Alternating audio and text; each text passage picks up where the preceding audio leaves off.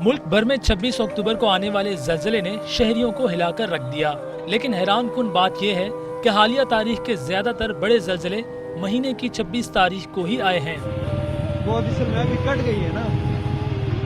26 جنوری 2001 کو بھارتی شہر گجرات صبح 7.7 کے زلزلے سے لرز اٹھا، جس میں 13,000 کے قریب افراد لقمہ اجل بنے اور 4 لاکھ سے زائد گھر تباہ ہوئے۔ 26 دسمبر 2004 کو انڈونیشیا کے جزیرے سماٹرا کے قریب بحر ہند میں آنے والے 9.3 شدت کے زلزلے نے سمندر میں زبردست بھونچال پیدا کر دیا، جس کے باعث اٹھنے والی 30 میٹر اونچی خوفناک لہروں نے ایشیا کے 14 ممالک میں 2,30,000 سے زائد زندگیاں نگل لیں۔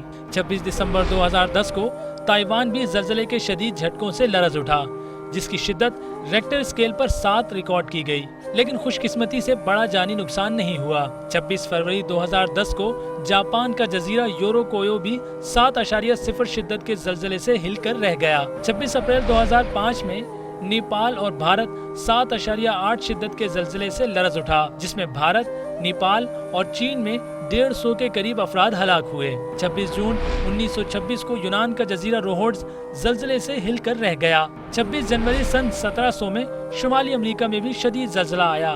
اس کے علاوہ یوگوسلاویا، ایران، ترکی، چین سمیت دنیا کے کئی ممالک میں مختلف مہینوں کی 26 تاریخ میں بڑے زلزلے آئے، جن میں کئی افراد لقمہ اجل بنے۔